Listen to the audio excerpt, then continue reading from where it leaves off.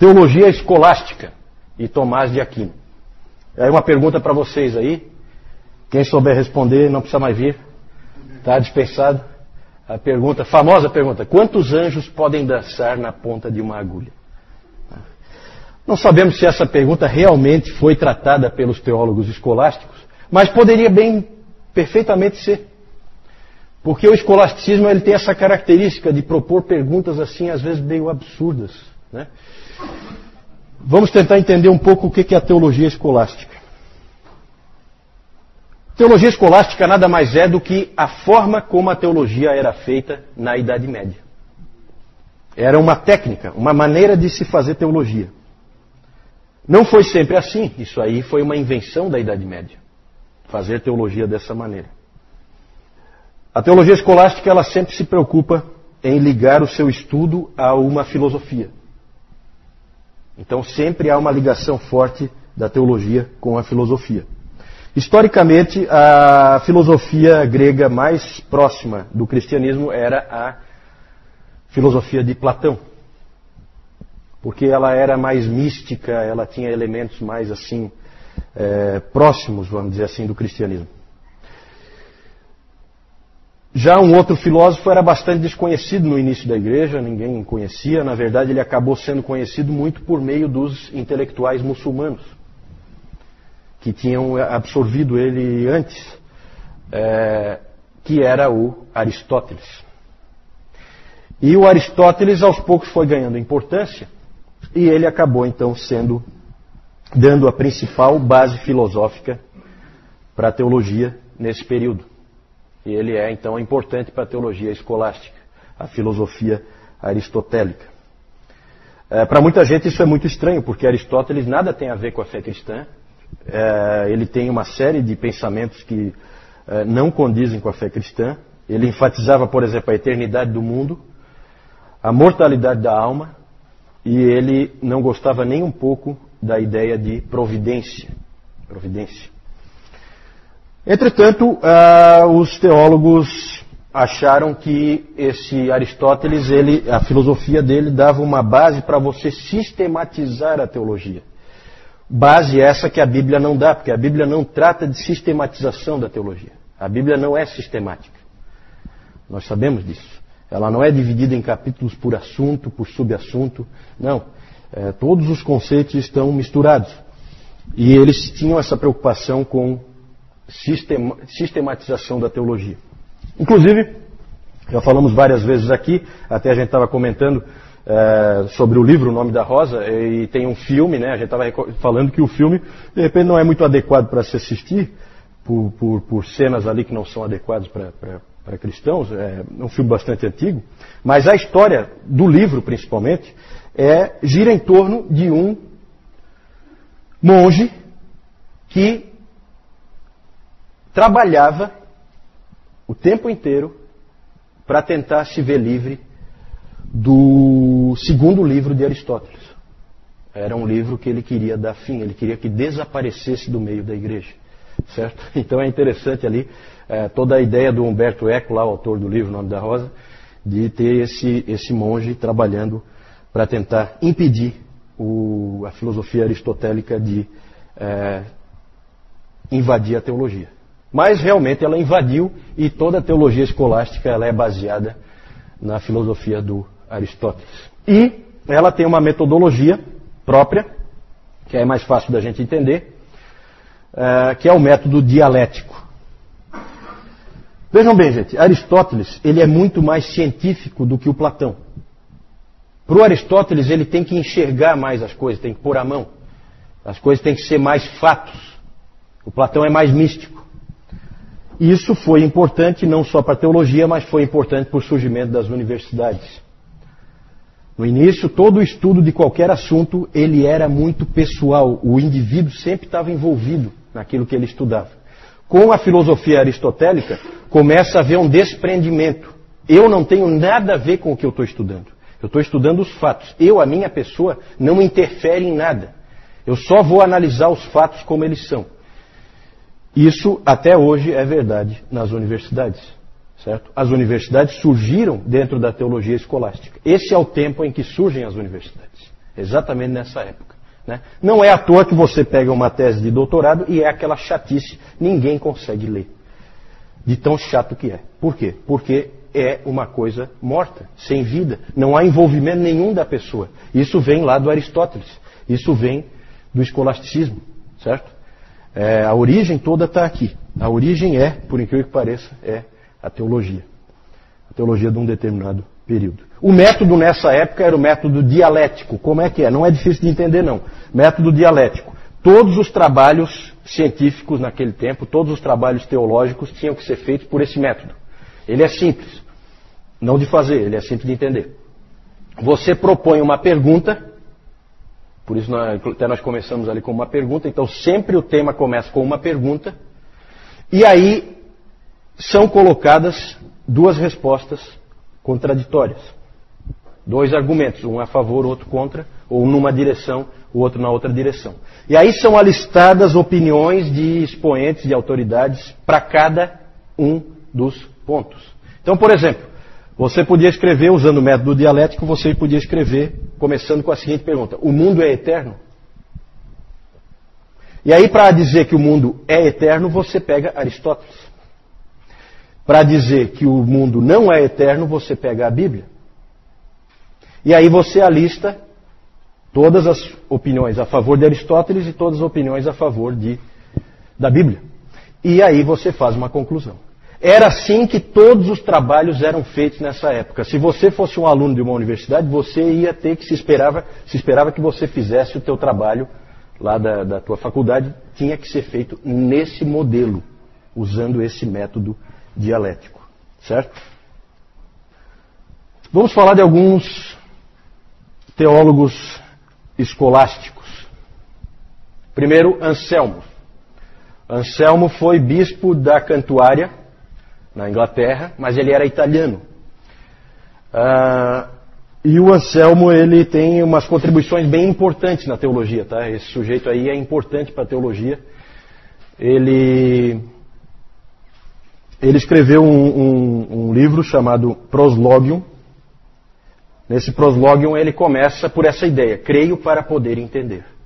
Então eu parto da fé. Primeiro eu creio, porque eu creio nas verdades da palavra ou nas verdades da igreja, e dali para frente eu uso a razão para entender melhor aquelas verdades. Né? Não jamais para questioná-las, mas para aprofundá-las, certo? Ele é o criador. Ele é criador não, porque já existiam essas ideias, mas ele é o primeiro a apresentar com mais clareza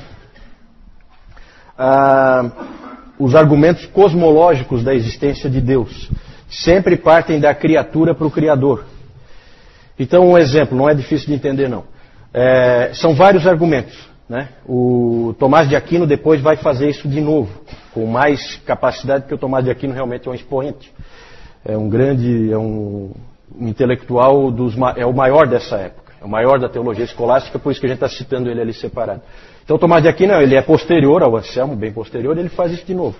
Mas o Anselmo, por exemplo, colocou, só para vocês terem uma ideia de como que a coisa funciona, o argumento cosmológico é assim. Por exemplo, você vê que, olhando para as criaturas e olhando para a criação, você vê que existe uma certa ordem, uma certa organização, parece que há um certo projeto de como as coisas são colocadas. Certo? Aí o argumento é o seguinte: se há um projeto, há um projetista. E o projetista é Deus. Um outro argumento é o argumento da causa e consequência. Todas as coisas têm uma causa. Tudo que acontece ou tudo que existe teve uma causa. E o que veio antes disso também teve uma causa. Então, deve haver uma causa inicial. Você vai, né, de causa em causa até chegar numa causa inicial. Essa causa inicial é Deus. Então, esse tipo de argumento, esse tipo de raciocínio, o Anselmo fez nesse Proslogium. E um outro livro importantíssimo do Anselmo, que tem doutrinas que a gente crê hoje, que são importantes, é um livro chamado Cur Deus Homo. Cur Deus Homo, que significa por que o Deus homem. Por que o Deus homem? E aí ele trata da expiação. Ele trata do porquê de Cristo ser Deus e homem ao mesmo tempo. Qual a necessidade disso? E lá ele então estabelece toda a doutrina de que a morte de Cristo é substitutiva em nosso lugar para pagar uma dívida para com Deus, uma dívida de pecado que nós temos para com Deus. Gente, havia muitos outros pensamentos nessa época, né? Um comum era acreditar na expiação como um pagamento de uma dívida para Satanás. Então você pagava para Satanás. Esse era um outro pensamento da época. E o Anselmo não, o Anselmo estabeleceu que não, é uma dívida para com Deus. Só que tem um problema. O homem então precisa pagar porque ele é o devedor e ele é o pecador. Só que só Deus é santo, puro, sem pecado e é infinito, a dívida é infinita. Porque foi feita contra um Deus infinito, o pecado foi contra um Deus infinito. Então, o que acontece? O homem tem obrigação, mas não tem habilidade. Deus tem habilidade, mas não tem obrigação. Então, precisava haver a figura do Deus homem, que fosse ao mesmo tempo Deus e ao mesmo tempo homem, o único capaz de pagar a dívida. Porque daí nele está a obrigação e nele está a habilidade. Certo? Então, mais ou menos isso, né? Claro que é muito mais elaborado, aqui eu estou dando um resuminho para vocês, né? Mas o Anselmo sempre creio para poder entender. Num outro lugar, na França, que isso aqui é na Inglaterra, na França, em Paris, um sujeito chamado Abelardo, uma figura única também na história da igreja, um indivíduo enigmático, um indivíduo brilhante, um sujeito que era um superastro, simplesmente um superastro no seu tempo. Todo mundo conhecia Pedro Abelardo. O Abelardo, ele era considerado o debatedor invencível. Ele vencia qualquer pessoa em qualquer assunto num debate. Hoje, para nós, isso aí é uma coisa assim que não apela muito, né? Na época, ele era simplesmente uma superestrela, esse Pedro Abelardo. Vinha gente de todos os lugares para ver o Abelardo em ação. Esse Abelardo, a história dele, talvez alguns conheçam, é uma história meio triste, depois nós vamos falar disso, bastante triste. Mas ele veio com um outro conceito, diferente do Anselmo. Ele veio com a seguinte ideia: eu preciso entender para que eu possa crer. Já é um conceito bem mais dos nossos dias, né? Ele disse, ele duvidava, ele disse assim, ele disse que duvidando é que se faz as questões certas e respondendo-as é que se chega à fé. Isso é alguma coisa bastante impressionante para se dizer em 1122, certo? E bastante arriscado também. Você falar uma coisa dessa em 1122, você está pedindo para ser queimado numa fogueirinha, certo? É esse aí que você está querendo. E esse tipo de abordagem certamente o colocava em apuros. A vida de Abelardo é uma vida cheia de agruras. Ele escreveu uma autobiografia. Para vocês terem uma ideia, o título da autobiografia dele é História de Calamidades. E a vida dele já começa com uma calamidade, porque ele era um professor. Na verdade, pode-se dizer que ele é quase que um criador, um fortalecedor da Universidade de Paris, que se tornou uma das principais universidades desde o início. E vinha gente estudar com Abelardo de tudo que era canto. E uma das alunas de Abelardo chamava-se Heloísa.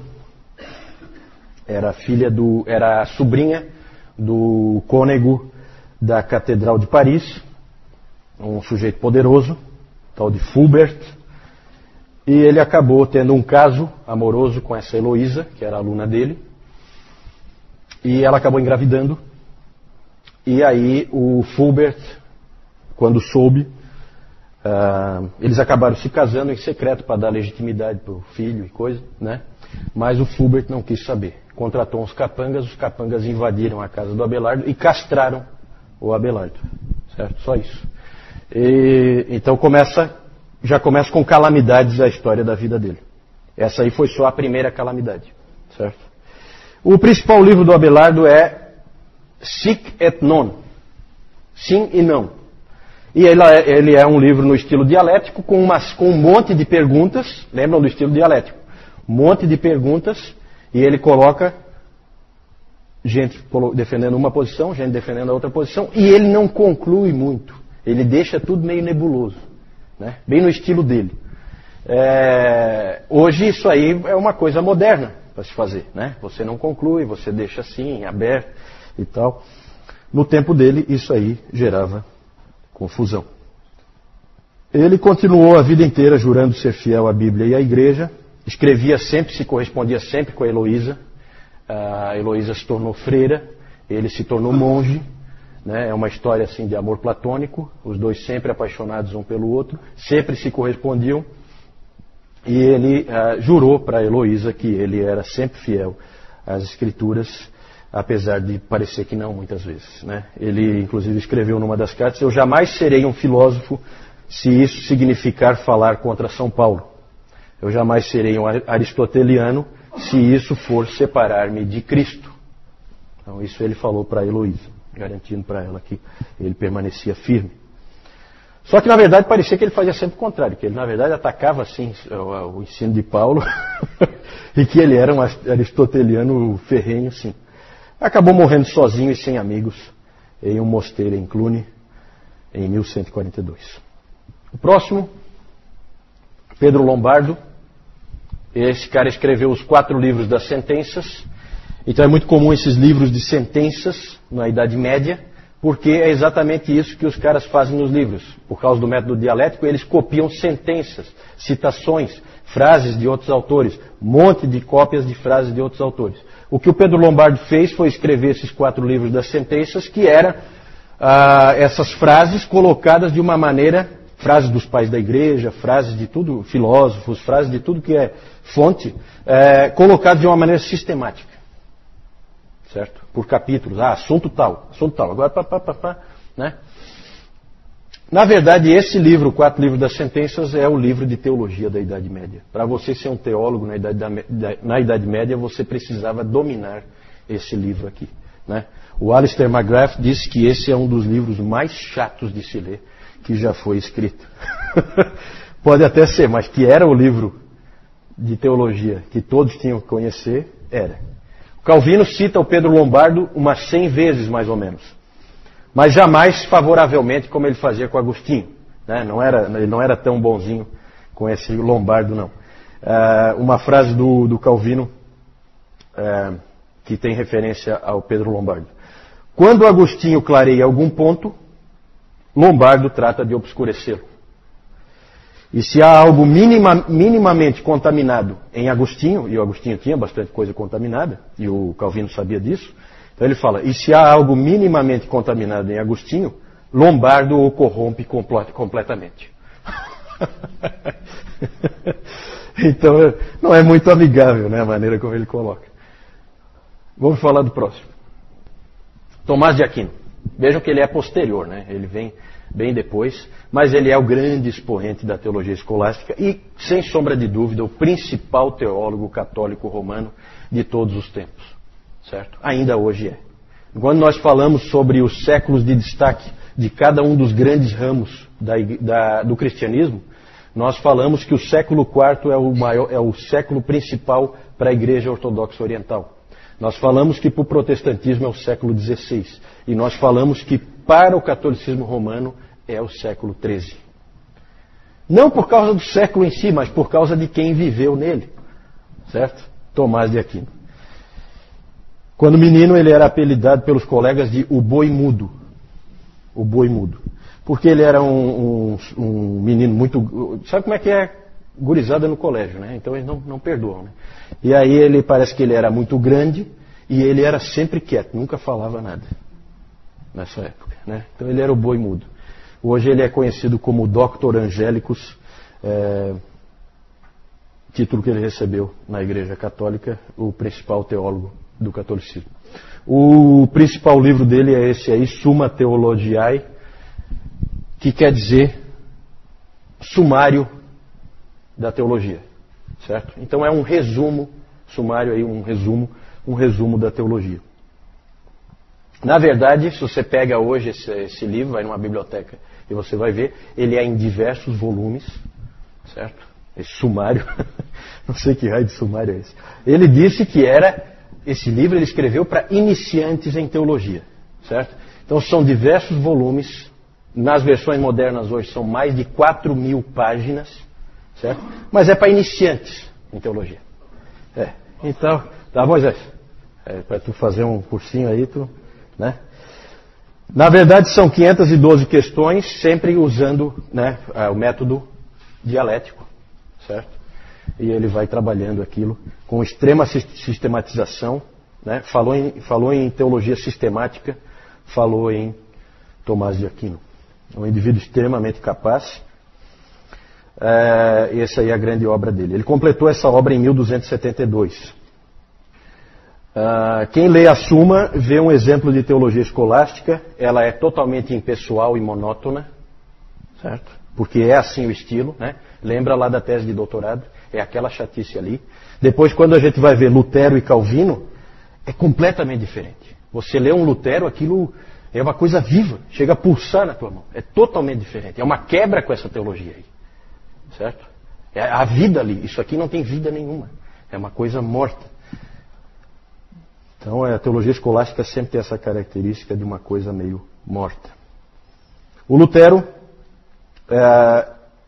dizia que só a experiência faz o teólogo. Para ele, você tem que viver para ser teólogo. Depois nós vamos falar do Lutero. Estamos chegando, né? Domingo que vem nós vamos falar do Lutero. O Lutero alegava que a teologia de Tomás de Aquino era desprovida de vida. Ele admirava a vida cristã do Tomás. Não gostava da teologia, mas admirava o homem Tomás de Aquino.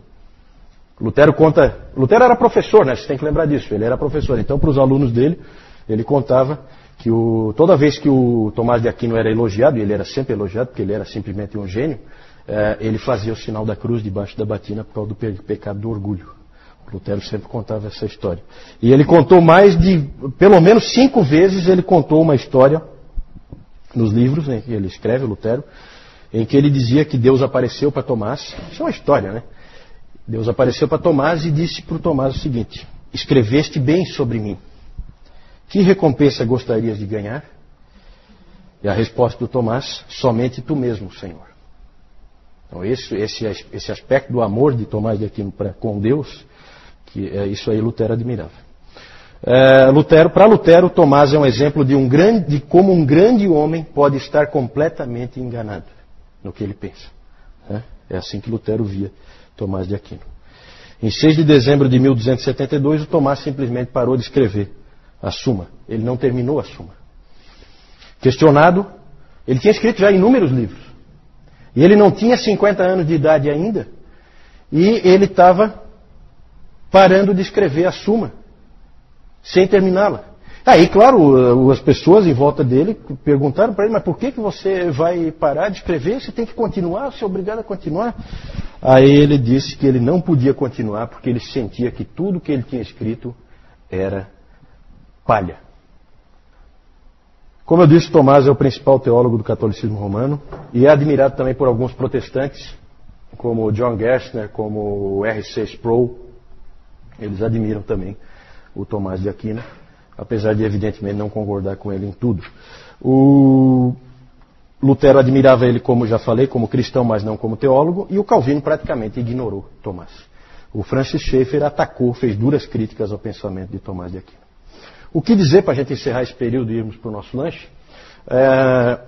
O que dizer do escolasticismo? O que tem de bom? Trouxe coisas boas e coisas ruins, como sempre. O que tem de bom? Bom é a centralidade que ele deu à teologia. Nessa época, uma universidade, certamente, ela teria o departamento de teologia bem no centro da universidade. Todos os outros departamentos são secundários, são de segunda linha. O principal é a teologia. A teologia é a coisa mais importante que existe. Isso o escolasticismo enfatizou bem. O que isso fez? Fez com que os maiores gênios que havia naquele tempo, todos eles fossem teólogos. Certo? Levou eles para a teologia. Isso, evidentemente, impulsionou a teologia. O problema é que a teologia se distanciou das pessoas. O professor Calhoun diz que é uma grande época, essa época aqui, na teologia, mas é uma época muito fraca na pregação. Não existem pregadores. Isso faz com que o que os teólogos estudam não chegue às pessoas. Isso é sempre um problema na igreja. Não adianta nada você ficar lá com uma coisa árida e que acaba não chegando nas pessoas. Então esse foi certamente um problema. É uma coisa que fica longe do homem comum. Um pensador do fim da Idade Média comparou os escolásticos com médicos que depois de estudarem a medicina e se prepararem e estarem prontos para curar as pessoas, eles então se sentam e ficam conversando enquanto as pessoas morrem de peste negra. Certo? Era assim que ele via os teólogos escolásticos. Um aspecto interessante, já que no início eu pus aquela pergunta de quantos anjos podem dançar na ponta de uma agulha, esse aí a gente não sabe se houve esse debate, mas um debate que houve, para vocês terem uma ideia, da aridez e da perda de tempo que às vezes o escolasticismo tinha, é um debate que ocorreu numa universidade da Bélgica, em 1493, já bem depois disso aqui, em que a pergunta, método dialético, sempre começa com uma pergunta, a pergunta era a seguinte: 4 orações de 5 minutos, tá? Valdir, depois para você pensar aí, depois do intervalo o Valdir vai nos dar a resposta. 4 orações, no método dialético, tá? Então você pergunta aí para o Newton, para o Moisés, o que eles acham, daí você escreve, né? Depois você traz uma conclusão. A pergunta é a seguinte: 4 orações de 5 minutos em 4 dias consecutivos tem mais chance ou menos chance de ser respondido do que uma oração de 20 minutos? Isso gerou um debate longo, certo? Entre grandes teólogos ali daquela universidade, tentando responder essa pergunta tão relevante, importante, né? Por isso que aquela pergunta do início dos anjos dançando na ponta da agulha não é tão impossível de ter sido debatida nesse tempo, tá?